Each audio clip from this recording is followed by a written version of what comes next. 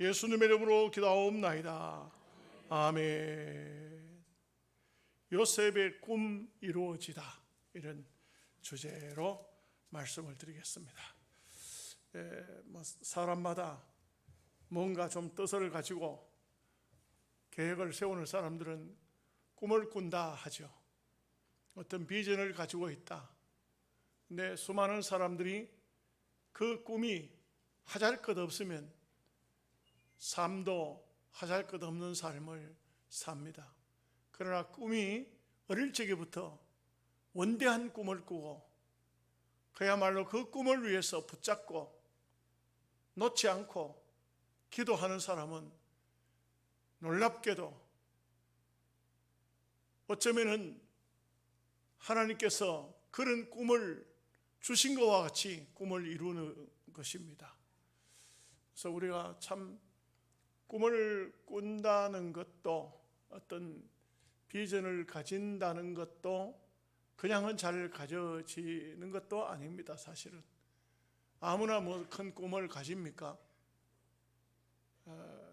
어린 시절 어떤 사람들은 자기 자신이 굉장히 잘난 사람인 줄 아는데 다른 사람이 볼 때는 별것 아닌 그런 사람도 있고, 또 어떤 사람은 상당히 잘났는데도 본인 스스로가 굉장히 자기를 비하시켜 가지고 꿈을 못 꾸는 사람도 있습니다. 근데 실제 가만히 이렇게 보면, 세월이 흐르고 시간이 지나서 보면 그런 꿈을 어릴 적부터 가지고 있던 사람은 그 꿈을 이룹니다. 놀랍게도 이루어집니다. 그래서 지난 시간에도 말씀드렸듯이 아마 운동을 좋아하는 사람들은 우리나라에서 월드컵 할 때에 꿈은 이루어진다, 이 현수막을 보셨을 거예요. 그런 구호도 많이 봤을 겁니다. 방송도 많이 들었죠. 그런데 꿈꾸는 사람들은 다 그런 꿈을 꾸지만 또 그런 꿈이 꾼다고 다 이루어지는 것은 또한 아니죠. 그렇지만 분명한 사실은 이 꿈을 꾸게 하는 분이 하나님이시고, 꿈을 꾸게 하신 분이 이루시면 이루어지는 것입니다. 내 생각대로 되는 것도 아니요, 내가 마음을 가졌다고 되는 것도 아닙니다. 제가 지난번에도 말씀드렸지만 그 최병태 목사님 이제 천국 가셨는데, 그분이 세상 떠나시기 전에 자기 자식들도 다 보고 싶었겠지만 제게 연락이 왔어요. 박 목사님을 좀 만나고 싶다고. 그런데 병원에서는 원래가 안 되잖아요. 이게 또 병동 자체가 쉽지 않죠. 그런데 가서 만났습니다. 참 제게 무슨 말씀을 해주고 싶으실까? 제 손을 잡고 자기 있는 힘껏 제 손을 잡아요. 그 힘을 주고 손을 잡는다는 그런 생각을 제가 했습니다. 근데 말씀을 하셔야 되는데 말이 안 나오죠. 굉장히 힘들죠. 근데 힘들게 하신 말씀이, 박 목사, 하나님께서 주시는 꿈을 가지고 너무 가소평가하지도 말고 가대평가하지도 말고 하나님이 되게 하시면 되니까 하나님을 바라보면서 남은 생 승리하세요. 그 한마디를 하신데 정말 있는 힘을 다해서, 아주 사력을 다해서 그 말씀을 하시는 것을, 제게 왜 그 말씀을 하고 싶어서 저를 만나고 싶어 하고 면회도 안 되는 데서 참 그렇게 저를 보고 싶어 했을까? 저도 늘 그 마음속에 그 생각을 하고 있습니다. 정말 우리가 땅 위에 사는 동안에 하나님의 뜻을 이룬다, 하나님의 꿈을 꾼다, 그거를 대단히 크게 스스로 생각할 필요는 없어요. 그냥 하나님이 주시는 대로 겸손하게 그냥 받으면 돼요.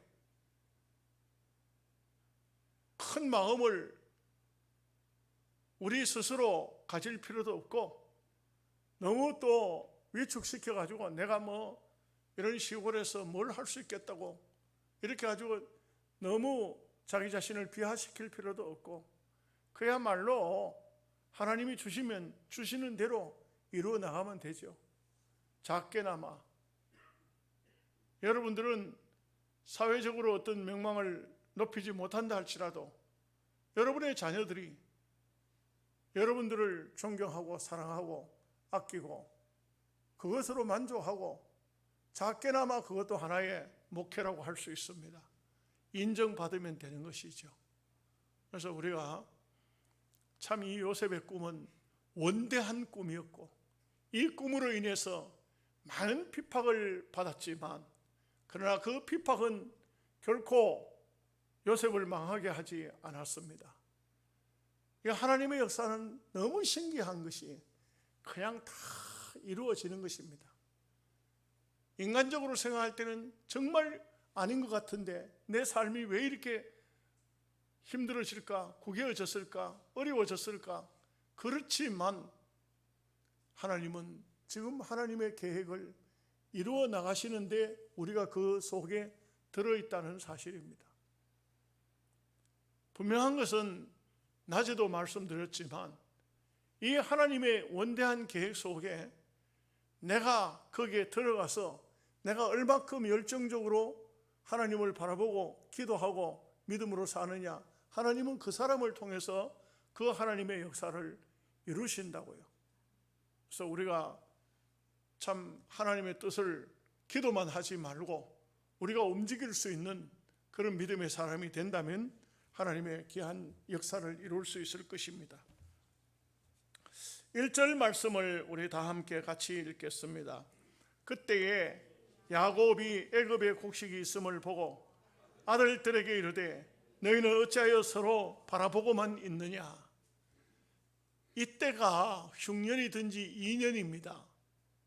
흉년 2년 들어가지고 곡식이 다 떨어졌다 이거죠. 근데 야곱의 가정이, 여기에는 오늘 본문에 안 나오지만 나중에 보면 나와요.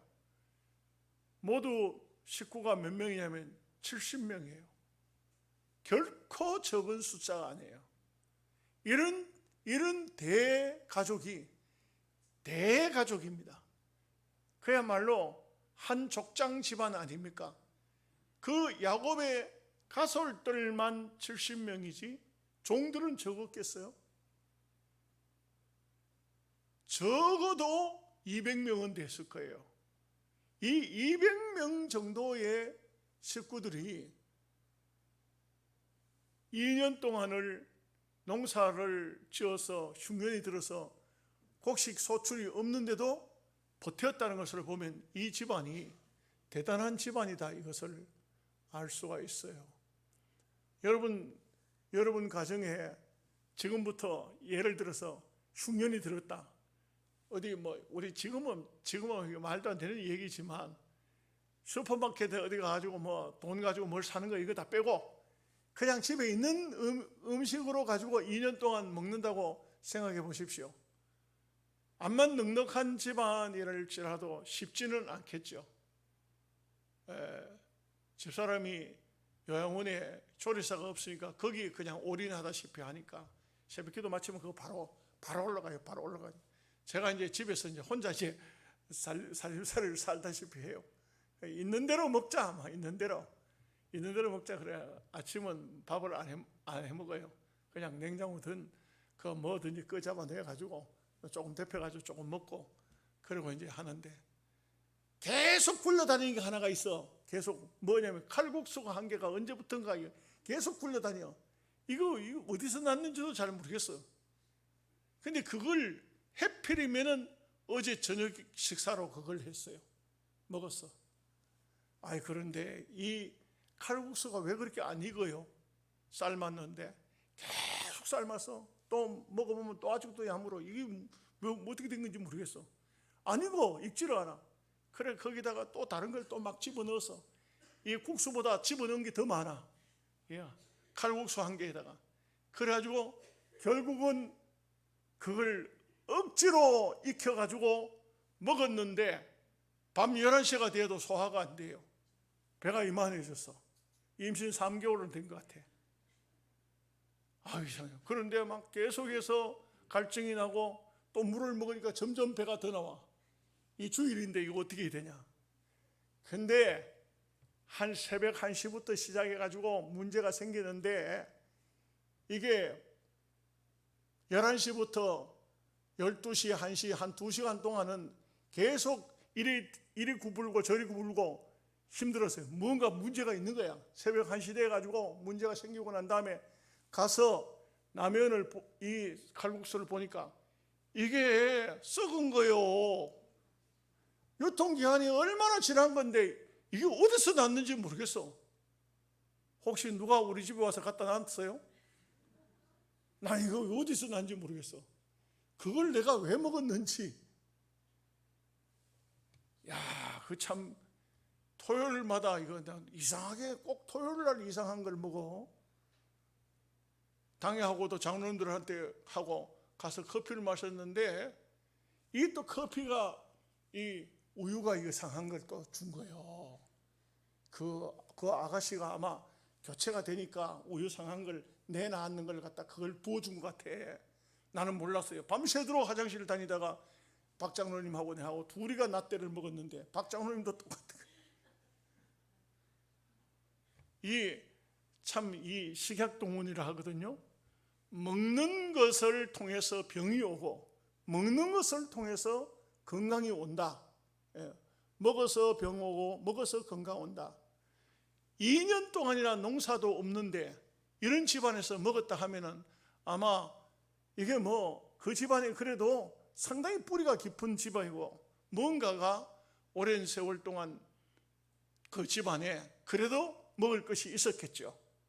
그러나 2년의 세월 동안은 이렇게 어떻게 버텨야 되나 버틸지는 모르지만 7년의 흉년이 온다는 것은 이거는 끝난 겁니다. 풀뿌리를 캐먹어도 초근목피도 어느 정도지, 이거는 이제는 의할 방법이 없습니다. 여러분, 참 이북의 소식을 저는 그 유튜브 방송을 통해서 계속 보는데요, 이북 소식을 계속 전해주잖아요. 그죠? 전해주죠? 여러분도 혹시 보십니까? 지금이 이 고난의 행군 때보다 더 어려운 때더라고요. 정말 눈물 나요. 보면은 기가 막힌 겁니다. 그 얘기를 다 할 수가 없어요. 지금 너무너무 힘든 시기가 지금 북한 정권에게 왔어요. 여기에서 우리가 기도하고 생각해야 할 게 뭐냐, 김정은이가 지금 현재 본인 스스로도 몸무게가 160kg까지 나가가지고 지금 온갖 병을 다 앓고 있지만, 뿐만 아니고 이 전체 국민들 전체가 지금 현재 뒤집어질 그럴 지경까지 왔어요. 이제는 이판사판, 이래도 죽고 저래도 죽고 이런 시기까지 왔다고요. 아주 굶주림이 극에 달할 정도로 지금 왔어요. 이거 어떻게 해야 될까요? 어떻게 해야 될까요? 정말 힘들죠. 그런데도 불구하고 그 야욕은 버리지를 않고 있는 겁니다.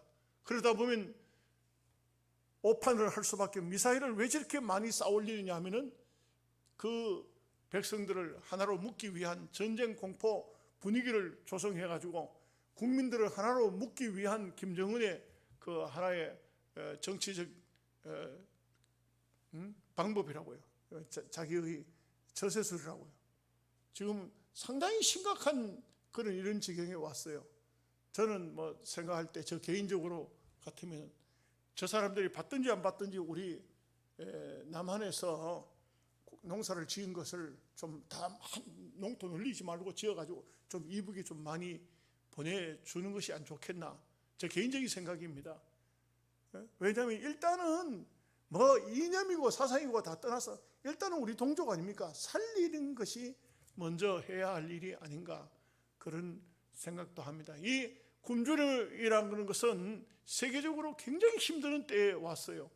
미국에 있는 목사님, 우리 하영진 목사님께서 1년 동안 열심히 돈 벌어가지고 몽땅 다 아프리카 선교를 위해서, 아프리카의 그 굶주린 사람들을 위해서 자기가 돈을 보낸다면서 제게 그 얘기를 하면서 소문을 내지 말아간데, 제가 설교 시간 해버렸다 이제 다 소문을 났습니다만, 그런데 그렇게 하는데 지금 아프리카 지역에도 심각한 기아에 허덕이는 그런 백성들이 많더라고요. 이런 면을 보면은 이런 고통과 이런 아픔이 왜 올까? 막 여러 가지 해석할 수 있겠지만 종말의 시기가 한층 더 당겨진 것이 아닌가 그런 생각을 하기도 합니다. 2절 말씀 다 함께 같이 보겠습니다. 야곱이 또 이르되 내가 들은즉 저 애굽에 곡식이 있다 하니 너희는 그리로 가서 거기서 우리를 위하여 사오라. 그러면 우리가 살고 죽지 아니하리라 하며, 참 소문이라는 것은 어디서 어떻게 소문이 났는지 모르지만 애굽에는 양식이 있다. 이게 참 아이러니컬합니다. 가나안에는 영적으로 볼 때는 성전에는 먹을 것이 없고 저 세상에 가면 먹을 것이 있다. 이게 좀 너무 아이러니컬한 것이 아닙니까? 여기에는 여러 가지 하나님의 섭리가 있어요.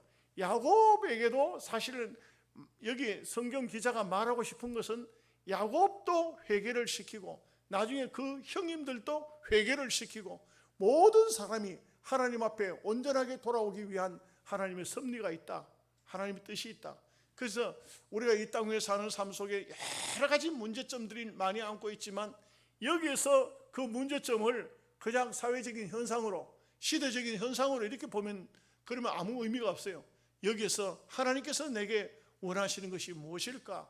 이런 생각을 하면은 우리 스스로가 자각심을 가지고 또 경각심을 가지고 회개도 하고 하나님 앞에 경건된 삶을 살 수 있는 하나의 계기를 만들 수가 있어요. 야곱의 가정에 일어난 이 사건은 일찍이 요셉에게 하나님께서 계시를 주고 꿈을 주고 뭐 이런 그런 것보다도 더 차원 더 크게 생각해 보면 하나님의 엄청난 계획이 이 속에 들어져 있다는 것입니다. 이것은 장차 예수 그리스도를 통해서 만민을 살릴 예수 그리스도의 그림자인 요셉을 통한 하나님의 계시를 보여주고 있는 놀라운 일이라 이렇게 말씀을 볼 수가 있어요. 3절 4절 같이 보겠습니다. 요셉의 형 10사람이 애굽에서 곡식을 사려고 내려갔으나 야곱이 요셉의 아우 베냐민은 그의 형들과 함께 보내지 아니하였으니 이는 그의 생각에 재난이 그에게 미칠까 두려워함이었더라. 야곱이 참 믿음의 사람으로 이렇게 우리가 보여집니다. 비록 성품은 안 좋아요. 타고난 기질은 안 좋습니다. 이것은 제가 두둔하고 싶은 생각 전혀 없습니다. 그러나 이 야곱이 하나님의 사람이요 또 한 시대의 족장이지만 그러나 여기 보면은 참 사람을 편애하는 이런 모습은 베냐민을 보면은 너무 베냐민을 좋아해요. 이게 여러분 보십시오. 야곱이 4명의 아내입니다. 그 중에서 나헬만 자기 아내로 생각하고 있어요. 나헬만. 이거는 뭡니까? 실제적으로는 그렇게 현상적으로 그렇게 되어 있지 않잖아요. 레아가 본처입니다. 본처. 사실상 맞잖아요. 우리가 성경적으로 보면. 그런데도 야곱은 나헬만 생각합니다. 그리고 나헬에게서 태어난 자녀가 둘인데 요셉이고 그 다음에 베냐민이라 이거예요. 그런데 그 요셉만 편애했습니다. 물론 하나님의 계획 뜻 다 있지만 어쨌든 간에 그랬으니 요셉이 없어진 겁니다. 그런데도 불구하고 그 인간적인 성품을 버리지를 못해요. 그런데도 불구하고 베냐민을 붙잡고 있는 겁니다. 그런데도 불구하고 아직도 10명의 자식들은 없어 죽든지 살든지 간에 큰 관심이 없고 베냐민은 안 되는 겁니다. 애굽이라는 곳은 거친 곳이고 힘든 곳이고 어려운 곳이지만 그곳에 자식들을 다 내보낼지언정 한 아들은 안 된다는 이런 편애심을 가지고 있는 것입니다. 이게 사실상 이게 바로 하나님께서 깨트립니다. 나중에 가면은 뭐라고 말합니까? 다음 장에 가면 베냐민을 안 데려오면 안 되도록 돼 있어요. 도저히 안 데려오면 안 됩니다. 오늘 말씀은 너희 중 10명 중에서 한 명이 가서 베냐민을 데려오라 하지만 나중에 보면은 한 명만 갇혀 있고 나머지 9은 곡식을 가지고 돌아가라 합니다. 그 대신 다음에 올 때는 베냐민을 반드시 데리고 오라 합니다. 그 야곱이 베냐민을 어쩔 수 없이 내줍니다. 어쩔 수 없이 내주면서 너희는 다 나에게 해를 끼치는 자로다, 그렇게 말을 하면서 이르면 이르리로다. 드디어 야곱도 자기가 가장 소중하게 생각했던 그 베냐민도 결국은 놓을 수밖에 없어요. 이르면 이르리로다, 이렇게 될 수밖에 없어요. 좀 일찍이 하나님 앞에 모든 것을 맡기고 하면 좋은데 참 그게 쉽지가 않은 것 같아요. 그죠? 여러분들도 안 그렇습니까? 예? 여러분들도 안 그래요?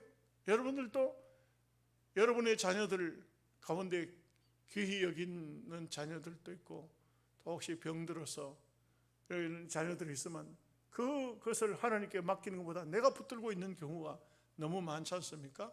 그 야곱의 마음 자세를 보면 이런 모습을 볼 수가 있어요. 5절 말씀 같이 보겠습니다. 이스라엘의 아들들이 양식 사러 간 자 중에 있으니 가나안 땅에 기근이 있음이라. 양식 사러 간 자, 그러니까 가나안 땅에서도 또 그 인근 주변 국가들에게서도 애굽으로 많이 몰려왔다 이거죠. 그 애굽 땅을 중심으로 해서 보면 그 주변의 국가들이 지금은 보면 다 국가가 형성됐습니다만, 사실 옛날 그때 당시는 나라라고 하기는 어렵지만 부족 국가들이 다 있었는데 수많은 사람들이 애굽으로 양식을 사러 몰려왔는데, 근데 이제 말씀에서 나옵니다만 요셉이 총리지만 이것을 직접 관장을 해요. 이거는 곡식은 엄청나게 중요한, 지금 생명에 직결되는 것이기 때문에 직접 관장합니다. 여기에 무슨 부정이나 어떤 것이 생겼어도 안 되고 또 공평하게 나눠야 되고, 요셉은 애굽 민족만 살리는 것이 자기의 꿈이 아니라 전 세계 민족을 살려야 되는 그런 꿈을, 그런 그 하나님의 그 뜻을 가지고 있기 때문에 요셉은 이 민중들을 살피는데 그 곡식 사러 온 자 중에 형님들이 눈에 탁 들어오는 것입니다. 이런 모습을 이제 본문에서 볼 수가 있죠. 6절 말씀 보겠습니다. 때에 요셉이 나라의 총리로서 그 땅 모든 백성에게 곡식을 팔더니 요셉의 형들이 와서 그 앞에서 땅에 엎드려 절하며, 그 요셉이 직접 뭐 곡식을 팔고 이런 건 아니죠. 다 밑에 사람들이 하지만 그것을 전체적으로 주관하고 또 전체적으로 보고 있는 것은 요셉이 되기. 얼마든지 이제는 요셉이 일 시켜놓고 총리 공간에 들어가서 얼마든지 휴식을 취하고 얼마든지 자기의 안위를 취할 수 있지만 요셉은 그러지 않았어요. 여러분, 이런 모습이 참 중요한 모습이죠. 우리가 어떤 귀한 직분을 받았을 때, 어떤 높은 자리에 올라갔을 때 아주 낮은 지역에 와서 엎드리고 봉사할 수 있고 거기서 내가 뭔가 할 수 있다면 그런 사람은 정말 귀한 사람일 것입니다. 예수님이 이렇게 말씀하셨죠.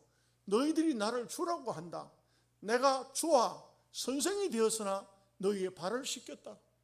이겁니다. 이 얼마나 소중한 얘기인지 몰라요. 이런 것을 우리 기독교인이라면 본받아야 되고, 오늘 요셉의 모습을 우리가 본받아야 돼요. 정말 중요한 것이 뭐냐? 내가 마땅히 위에 있고 높은 자리에 있고 내가 큰 자리에 있지만 내려와서 가장 낮은 곳에서 엎드려서 일할 수 있는 이런 사상 자체가 바로 기독교의 사상이에요. 기독교의 사상이고, 요셉이 결국 보면은 예수님도 이러한 모습을 가지고 사셨던 것을 볼 수가 있죠. 겸손한 모습. 마르틴 루터가 그랬지 않습니까? 기독교인의 표지가 무엇입니까? 첫째는 겸손입니다. 둘째는 뭡니까? 둘째도 겸손입니다. 셋째는 뭡니까? 셋째도 겸손입니다. 겸손보다 더 중요한 것이 없다 이거죠. 다 모든 것이 다 겸손이라. 이 세상에서 가장 보기 좋은 것이 높은 사람이 겸손할 때입니다. 낮은 사람이 겸손하는 건 그건 당연한 거예요. 그건 겸손이 아니에요. 사실은 낮은 사람은 당연히 그 자리에 있어야 되는 것이고, 높은 사람이면서 가장 밑바닥에 내려올 수 있는 이런 사람이면 이게 엄청난 그런 겸손의 모습이라고 할 수가 있습니다. 7절 말씀 같이 보겠습니다. 요셉이 보고 형들인 줄을 아나 모르는 체하고 엄한 소리로 그들에게 말하여 이르되 너희가 어디서 왔느냐? 그들이 이르되 곡물을 사려고 가나안에서 왔나이다. 여기에 보면 요셉은 17살에 애굽 땅에 종으로 팔려가서 13년의 세월이 흘렀습니다. 그리고 30살이 되었습니다. 그리고 애굽의 총리는요, 옛날 애굽에 지금도 애굽에 박물관 가보면 옛날 뭐 총리나 임금이나 이런 사람들은요, 여기 얼굴만 요것만 딱 내놓고 나머지는 다 뭐 금관 같은 걸 이렇게 썼어요.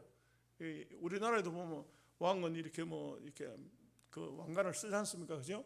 그러듯이 총리가 자기 얼굴 외에는 다 가렸는데 17살의 얼굴이 30살의 얼굴로 그걸 잘 맞춰서 본다 해도 좀 요셉을 닮았기는 닮아온 것 같다만 형님들이 요셉으로 생각할 이유가 한 개도 없었습니다. 종이 어떻게 해가지고 그 대제국, 그 당시에 대제국의 총리가 됐다는 꿈에도 생각을 못 하거든요. 우리는 여기에 말씀을 앞서서 보았습니다만 너무너무 신기할 정도로 하나님께서 역사하셔서 총리가 됐지만 요셉의 형들은 요셉을 전혀 알아볼 수가 없는데 요셉은 형님들을 보면서 알아봅니까? 뭐 알아봅니까? 당장에 알아보는 겁니다. 당장에 알아봅니다. 예? 단번에 알아봐요.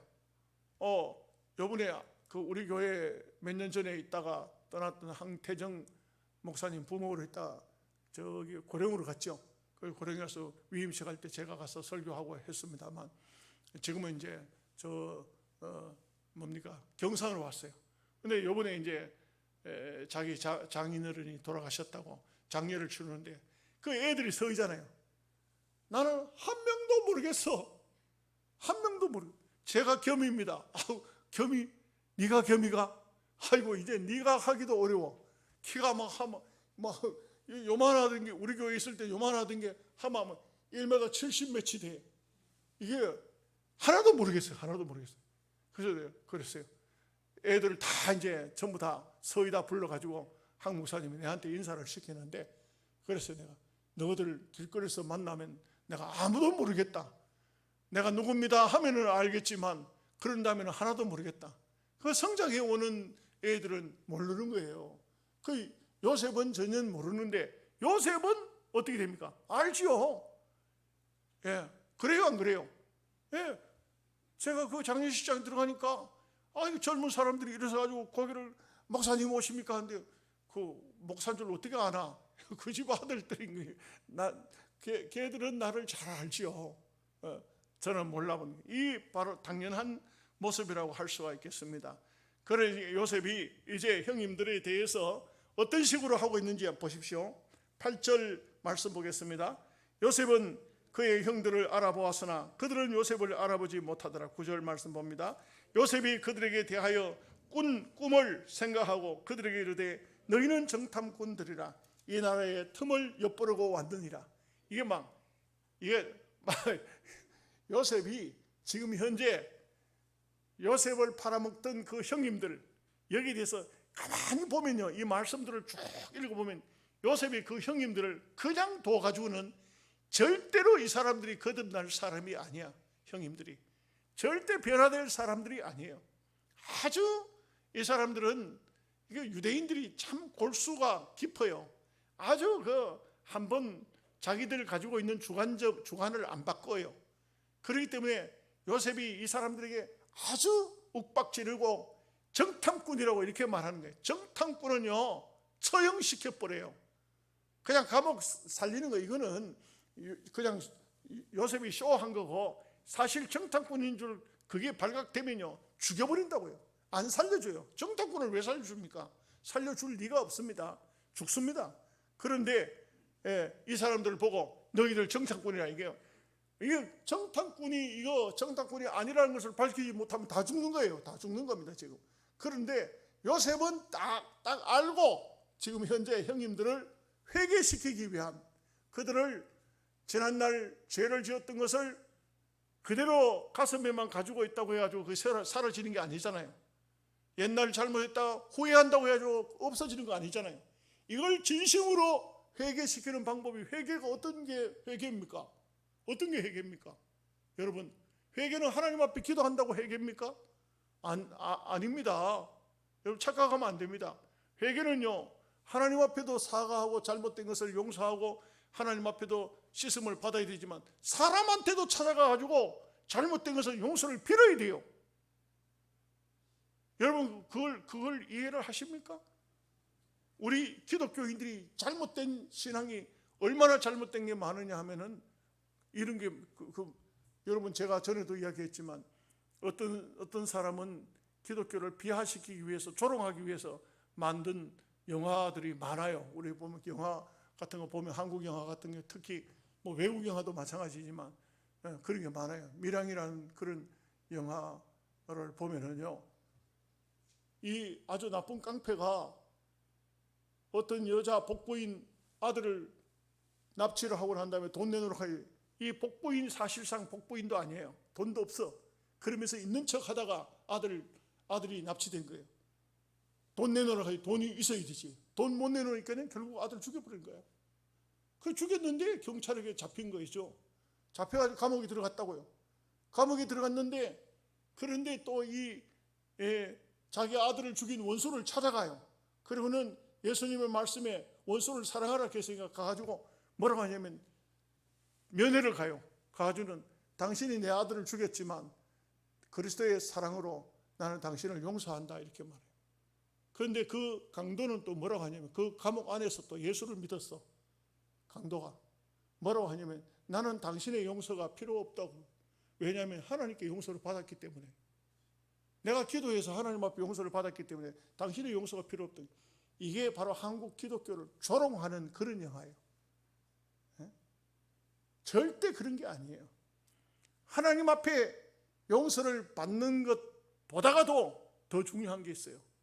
사람 앞에 용서를 먼저 받아야 돼요. 그래서 며칠 전에, 지난 목요일 날 우리 부목사가 설교를 하더만, 하나님 앞에 예물을 드리다가 형제에게 원망 들을 만한 일이 있는 줄 생각나거든 예물을 제단 앞에 두고 형제에 가서 사하라. 그러고 난 다음에 와서 예물을 드리라. 이게 성경이에요. 성경. 실제 예수님의 말씀이에요. 그런데 이제 그러지를 못하고 이 형제들이, 요셉의 형님들이 요셉을, 뒤에도 말씀이 나옵니다만, 액을 하고 액을 하는데도 팔아먹어 버렸잖아요. 눈물 흘리면서 형님들 이러지 마세요, 이러지 마세요. 나를 애굽에 파는 것도 파는 것이지만 형님들이 이런 무서운 죄를 짓고 어떻게 하시려고 합니까? 하는데도 팔아먹어 버렸다. 이게 팔아먹어 버렸다. 그것을 지금 현재 짚고 있는 거예요. 자, 10절 말씀 봅니다. 그들이 그에게 이르되 내 주여 아니니다. 당신의 종들은 곡물을 사러 왔나이다. 11절 우리는 다 한 사람의 아들로서 확실한 자들이니 당신의 종들은 정탐꾼이 아니니다. 이제 큰일 났어요. 이제는 뭐 정탐꾼으로 걸려들었으니, 이거 뭐 옛날 요셉을 팔아먹을 때 요셉이 그렇게 애걸 했던 것처럼 이제 이 사람들에게 이제 이런 이제 문제가 온 거예요. 여러분, 절대 남 괴롭히면 안 됩니다. 남에게 고통과 아픔을 주면 안 됩니다. 그게 내한테 되돌아와요. 되돌아옵니다. 그렇기 때문에 우리는요, 어떤 기회가 생기든 간에 선을 베풀어야 돼요. 어떤 상황이 오든 간에, 어떻든 간에 좋은 일을 하려고 해야 돼요. 이 상황 속에서 뭘 할까? 좋은 일을 해야 돼요. 12절 13절 봅니다. 요셉이 그들에게 이르되 아니라 너희가 이 나라에 틈을 엿보러 왔느니라. 그들이 이르되 당신의 종 우리들은 12형제로서 가나안 땅 한 사람의 아들들이라. 막내 아들은 오늘 아버지와 함께 있고 또 하나는 없어졌나이다. 요셉이 너희들 정탐꾼 맞아, 확실해, 분명해 하는데 이 사람들이 지금 막 큰일 났거든요. 지금 변명을 합니다. 그런데 하는데 이제는 막 이제 자기 집안 이제 다 들춰냅니다. 그러면서 12형제로서, 또 이것도 나중에 가면 올무가 돼요. 이 올무가 된 게 뭐냐면, 지금 10명을 사실 요셉은 다 형제가 아닌데 그거 뭐 모르겠어요. 근데 지금 요셉이 궁금한 거는 동생 베냐민은 어떻게 됐을까? 이놈들이 나를 팔아먹은 그런 못된 마음을 가진 놈들이 내 동생인들을 그냥 뒀겠나, 이런 생각도 했을 것이고요. 아버지는 어떻게 됐을까, 이런, 아마 13년의 세월이 흘렀으니까 우리 아버지는 어떻게 됐을까, 이런 생각이 있잖아요. 그러니까 막 욱박 지르니까 티 나오는 거예요. 티 나오는 겁니다. 경찰들이요, 범죄한 사람 잡아놓고 그러고 난 다음에 욱박 지르면요, 그러면요, 그 범죄, 그거는 내가 한 게 아니고 그거 누가 한 거예요? 막 티 나오는 거예요. 티 나오는 거예요. 예. 네가 지난번에도 그 사람 네가 죽였지. 아니 내가 죽여요. 그거는 누가 죽였어요? 다른 사람 누가 죽였어요? 이렇게 티 나오는 거예요. 이제 막 티 나오는 건데, 여기 이제 요셉의 형들이 대답하는 것을 보면은 12형제였다. 그런데 여기 또 거짓말 하는 거예요. 뭐냐면 하나들은 아버지하고 있고 하나는 없어졌나이다. 솔직한 말을 안 해요. 없어졌다고. 어떻게 없어졌냐. 어떻게 없어? 저거들이 팔아먹고는 없어졌다고. 여기서 사실을 말할 것 같으면 이렇게 해야 되겠죠. 정말 우리 형제가 잘못한 것이, 한 아들은 아버지 밑에 있습니다만 한 아들은 우리가 참 말씀드리기 죄송합니다만 팔아먹었어요. 애굽에. 이렇게 해야 돼. 우리가 그것 때문에 통안의 눈물을 흘리고 있습니다. 이렇게 해야 정상일 텐데 하나는 없어져 버렸습니다. 아주 능청맞게 이렇게 거짓말이 그렇게 통할 것 같아요? 꿈에도 은 20에 팔아먹은 사람이 지금 묻고 있는 줄 몰랐겠지. 요셉이 말하고 있는 줄 몰랐겠지. 예? 얼마나 이거 어리석은 거짓말을 하고 있어요. 예?